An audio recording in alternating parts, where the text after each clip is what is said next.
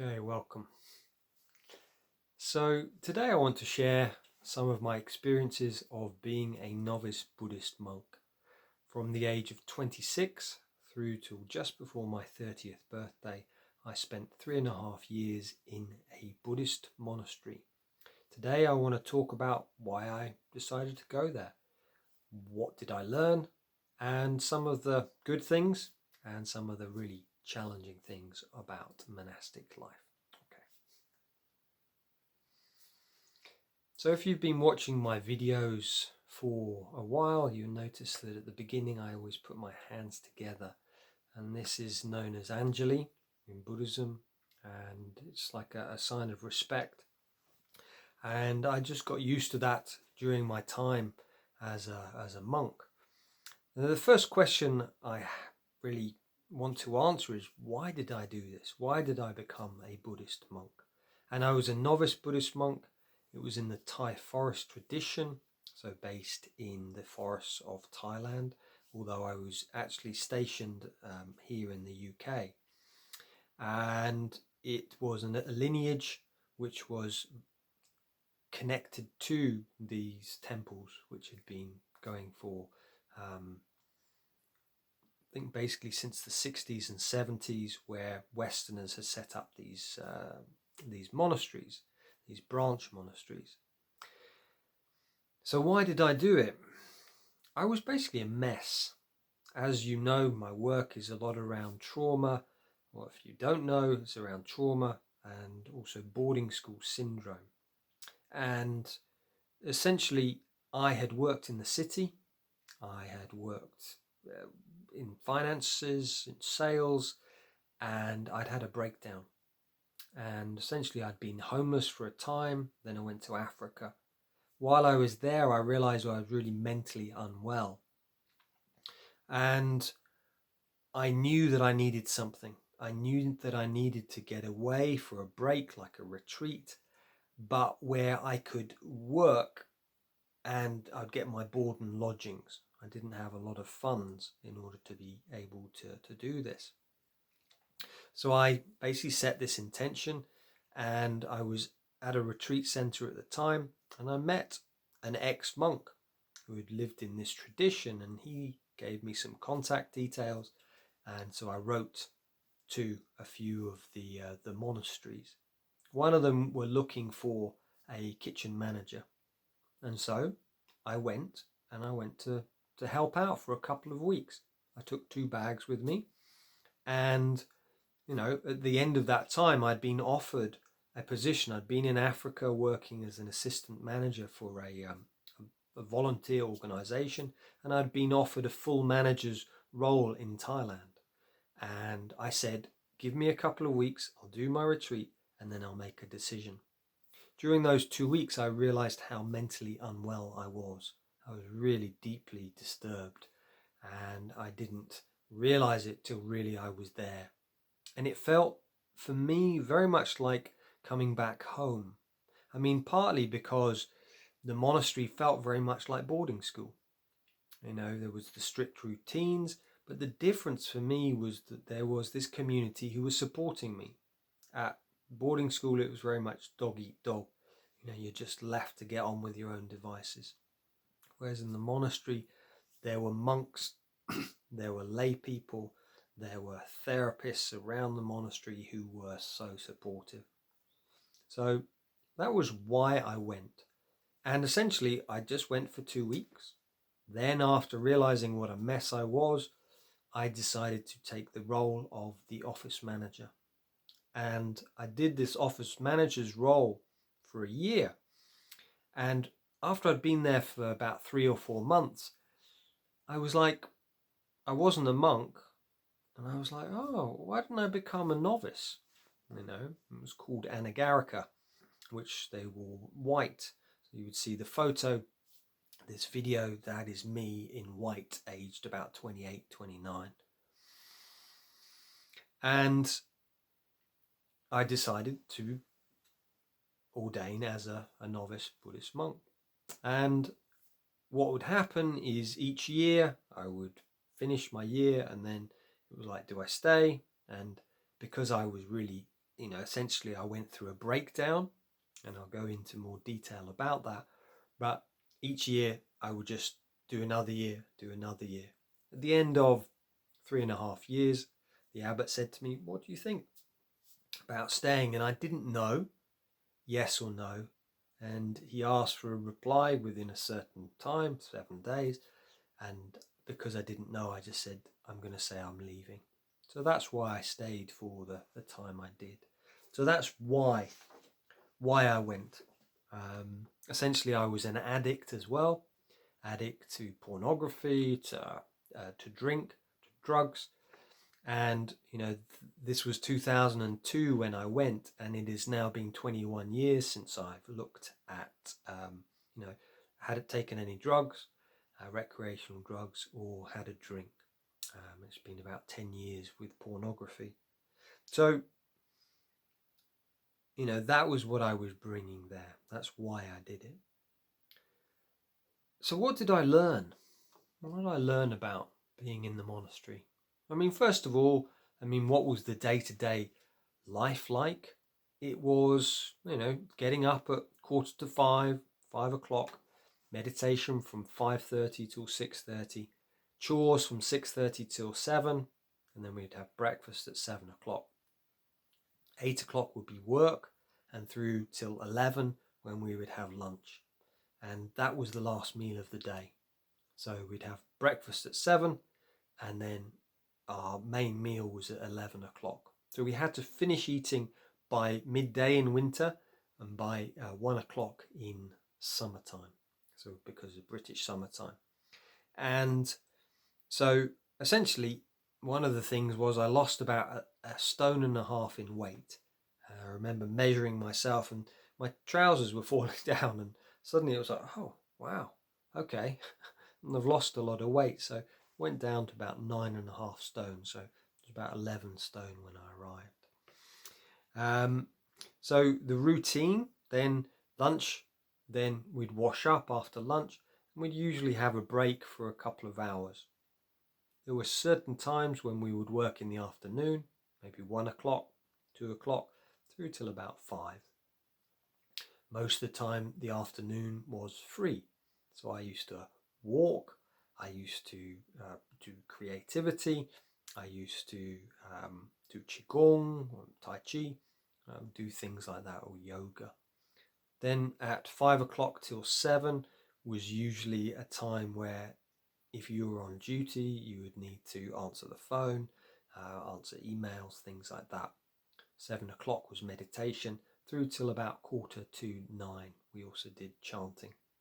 And then about 10 o'clock I'd go to bed. So that was the daily routine. And, you had certain quiet days where you would, like a Monday, or the oppositor day, which was the moon day, meaning when it was full or half moon. No, full moon, or I've forgotten. Oh, there you go. So basically moon days, and that would be every week we would have these days, and during that we'd have no work period in the morning. Sometimes because I was the kitchen manager after a year, then I would often work on that day. So that was the routine. Then in winter time we did have a winter retreat for 2 months. I'll come back to that. I found the winter retreats very, very difficult. Because of my trauma, I needed to be doing stuff.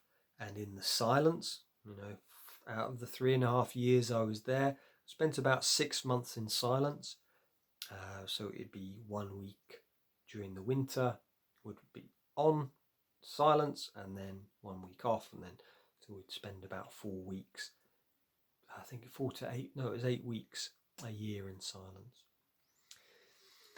That was the daily routine. And obviously during winter retreats, the routine was a lot less strict. Obviously I was cooking, so I still did quite a lot of work during the winter retreat. Yeah, so what was really good about the monastery? What did I, what was good was, the monks, the support. There was lay people there. There was people I could speak to. Really, I didn't feel like I was alone. Um, it also felt like a safe place. The first time in my life, I suddenly felt like I had this safe container around me. I'd been so traumatized by life and experiences, losing friends, trying to commit suicide, addictions, that it suddenly felt like it could fall apart. And that was also the difficult thing, was becoming very suicidal while I was at the monastery, becoming I self-harmed, so I used knives. I used to punch walls. You probably can vaguely see, but this I don't no longer have the knuckle here because I punched a wall. I went to A&E 4 times for self-harming. I have scars on my wrists here from cutting myself with knives. So that was the difficult side of thing. Another positive good thing was, I had some real spiritual awakenings.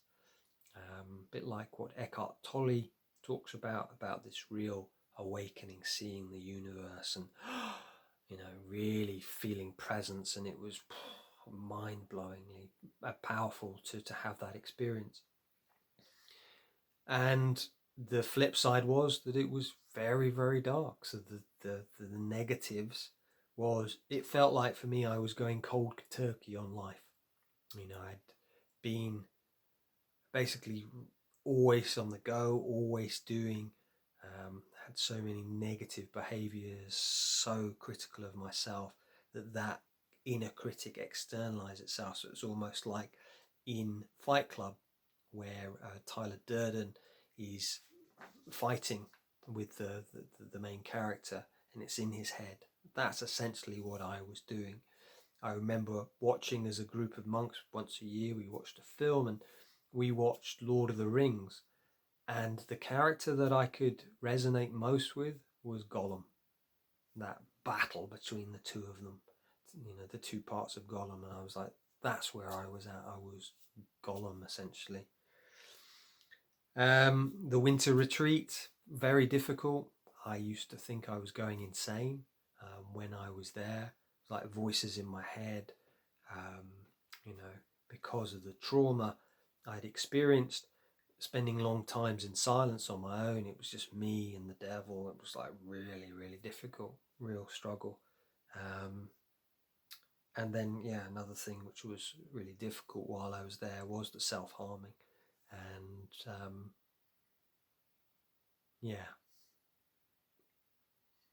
what happened is, I started to cry for the first time. And if I say, what did I learn? That was one of the things, was the unconscious work. I worked with a Jungian analyst who was a supporter of the monastery. Used to go up to visit her. It was about a 7-hour return journey. And then I would do 3 or 4 hours of therapy with her. I would also write my dreams down every night. And I found for the first time in my life I could connect to my emotions, because I was really feeling my dreams, and it was like a dam burst and suddenly the tears came. And I mean, it was so difficult. I was having a discussion with someone today about it, who used to be a monk, who I'm interviewing in a few weeks, and he was like, wow, what you've been through.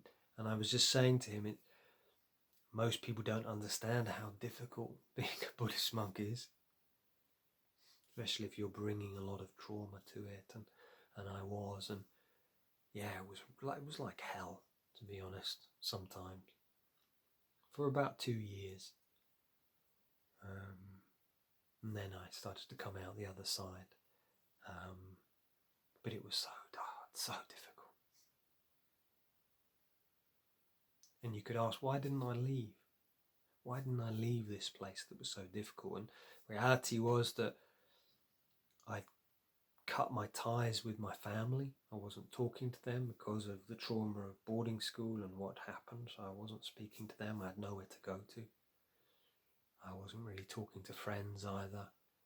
And it really felt like I couldn't leave.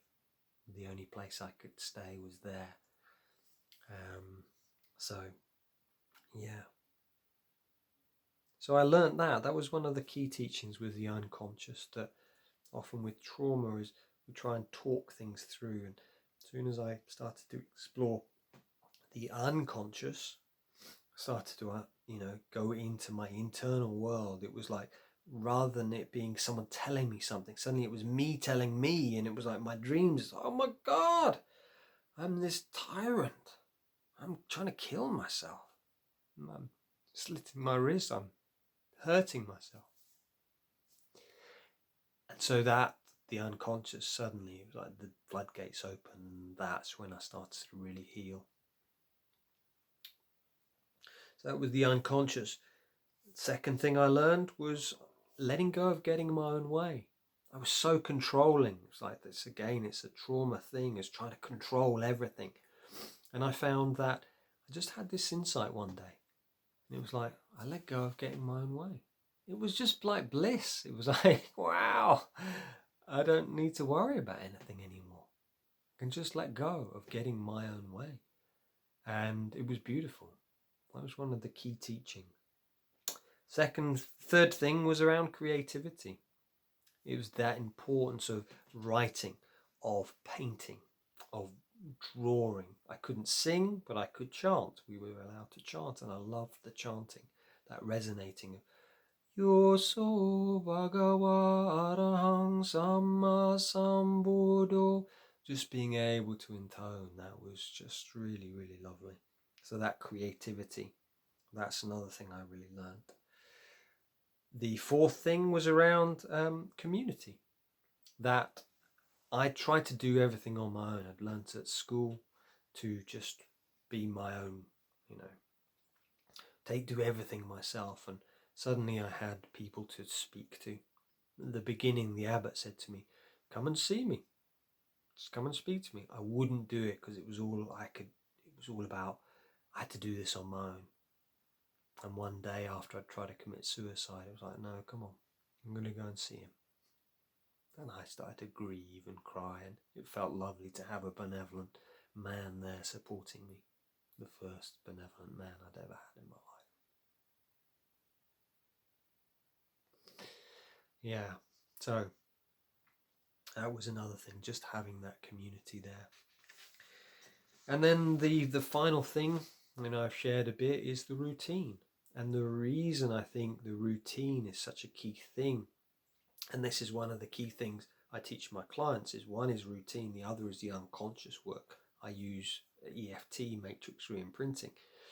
But this idea of routine is that when we create that structure, then, as the abbot used to say, he says, when you have the structure and you stick to it, that's the form. You get up this time. It says the difficult stuff like celibacy. So I was celibate for the 3.5 years. So that meant no sexual contact with myself or with another person. We weren't allowed to watch TV or the internet. We were allowed to read, we were allowed to work, we were allowed to meditate, exercise, but there was very few other things we were really allowed to do. If I wanted to go into town, I had to ask permission. It was very much, right, this is my training. So that final aspect of the routine, when we take care of the daily routine that I suggest that we all do, is get up, do your meditation every day, your gratitude, do your exercise. When you take care of that, then the trauma can start to heal. Then you start to feel like a safe space. Then you can start to let go. And I think for us as trauma survivors, we're holding on like that. We just won't let go. And actually, when we have that safe space, we can start to grieve. We can acknowledge the trauma we've been through, and then we can move on. So that was my experience of being a novice Buddhist monk. It was totally transformational. I went in a wreck and I came out. I was still very delicate coming out. And, I won't go into any more depth now because I'm up to 20 minutes. But if you want me to talk more about these experiences, then I will, of what it was like, the transition of going back into the outside world after over 1,000 days in a monastery. So yeah, I hope this is helpful.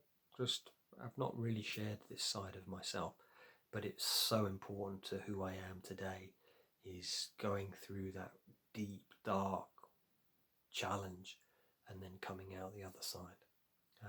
And I'm actually going off next week to have a retreat there, so I'm excited to be going back there. So bless you.